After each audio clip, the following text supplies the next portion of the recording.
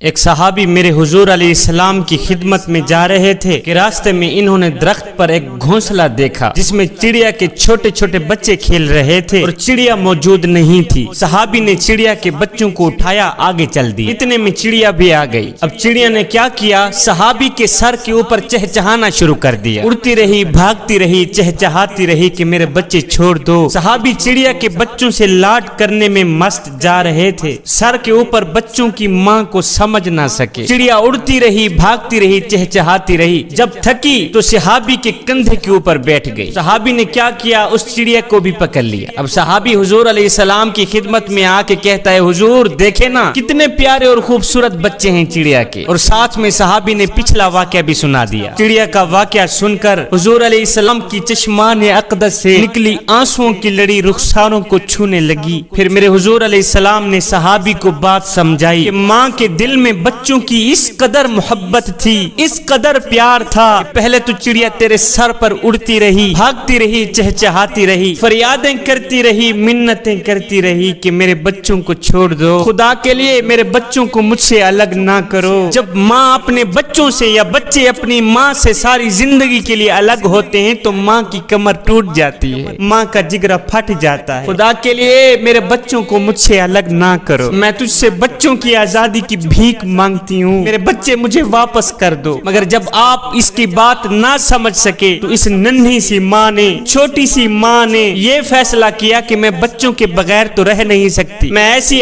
آزادی کا کیا کروں گی کہ اپنے بچوں سے بھی الگ ہو جاؤں، اپنے بچوں سے بھی جدا ہو جاؤں۔ اس سوچ کی بنیاد پر ماں بھی تیرے کندھے کے اوپر آ کے بیٹھ گئی کہ جہاں بچے جائیں گے ماں بھی ساتھ میں جائے گی، اگرچہ میں قید ہو جاؤں گی باقی نہیں اپنے بچوں کا دیدار تو کرتی رہوں گی، میری آنکھیں بچوں کے دیدار سے محروم تو نہیں رہیں گی۔ یہ سن کر صحابی کی آنکھیں چھم چھم برسنے لگ گئیں۔ میرے حضور علیہ السلام نے فرمایا، صحابی جاؤ ان کو ان کے گھر واپس چھوڑاؤ، جاؤ انہیں آزاد کر دو۔ جب پرندوں کو اپنے بچوں سے اس قدر محبت ہے، مجھے بتاؤ تو صحیح کہ میرے رب کو اپنے بندوں سے کس قدر محبت ہوگی۔ اس کی ذات تو اپنے بندوں سے پیار کرتی ہے، محبت کرتی ہے، اس کی ذات تو آوازیں دے رہی ہیں، او گنہگار بندے، او بدکار بندے، او سیاہکار بندے، ایک بار تو میری چوکھٹ پہ آ کر تو دیکھ، ایک بار اپنا دامن پھیلا کر تو دیکھ،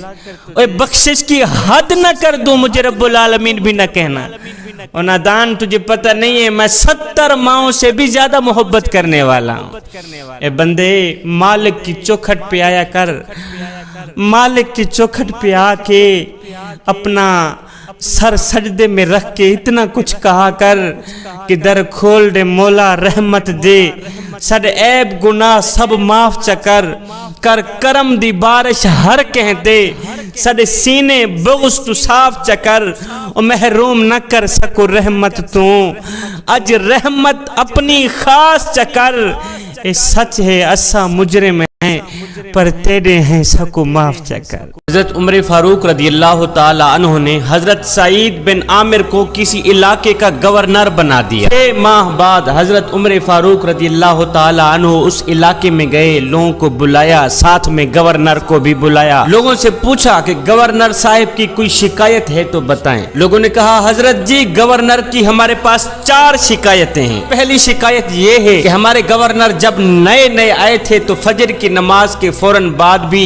لوگوں کے مسائل سنتے، ان کا حل بھی نکالتے۔ اب حالت یہ ہے کہ فجر کی نماز کے فوراً بعد یہ گھر چلے جاتے ہیں، 8 بجنے کے بعد ہمارے ہاں پیش ہوتے ہیں، 8 بجے تک ہمیں انتظار کرنا پڑتا ہے گورنر کا، لہذا ہمیں وہ گورنر دیا جائے جو فجر کی نماز کے بعد بھی ہماری بات سنے۔ کہا دوسری شکایت یہ ہے کہ ہمارے گورنر صاحب صرف دن کو ہی ملاقات کرتے ہیں، رات کو تو ملتے ہی نہیں۔ تیسری شکایت یہ ہے کہ ہمارے گورنر صاحب نے ہفتے میں 1 دن مقرر کر رکھا ہے، اس دن تو کسی سے ملاقات کرتے ہی نہیں۔ اور چوتھی شکایت یہ ہے کہ کبھی کبھی روتے ہیں تو بے ہوش ہو جاتے ہیں۔ لوگوں کی شکایات سن کر حضرت عمر فاروق رضی اللہ تعالی عنہ نے حضرت سعید بن عامر کی طرف دیکھا، فرمایا سعید کیا یہ سچ ہے؟ تو عرض کی سرکار میں نے تو آپ کو پہلے ہی بتایا تھا کہ مجھے گورنر نہ بنائیں، اس لیے کہ میں اس چیز کے قابل بھی نہیں ہوں، میں غریب سا آدمی ہوں۔ لوگوں کی باتیں سننے کے لیے 8 بجے کیوں آتے ہو؟ فجر کی نماز کے فوراً بعد کیوں نہیں سنتے؟ کہا حضور اگر پردے نہ کھولے جاتے تو اچھا تھا، اب اگر آپ نے پوچھ ہی لیا ہے تو بتا دیتا۔ حضور دیر سے آنے کی وجہ اصل میں یہ ہے کہ میری بیوی بیمار ہے، ٹانگوں سے معذور ہے۔ حضور آپ کو پتا ہے میں غریب سا آدمی ہوں، میرے گھر میں کھانا پکانے والا کوئی نہیں، میں فجر کی نماز پڑھ کے گھر جاتا ہوں، جھاڑو دیتا ہوں، پھر ناشتہ تیار کرتا ہوں، خود بھی کھاتا ہوں، اپنے ہاتھوں سے اپنی شریک حیات کو بھی کھلاتا ہوں، بس حضور اسی لیے دیر ہو جاتی۔ کہا اچھا بتاؤ دن کو ملتے ہو رات کو کیوں نہیں ملتے؟ کہا حضور اس کی وجہ یہ ہے کہ دن میں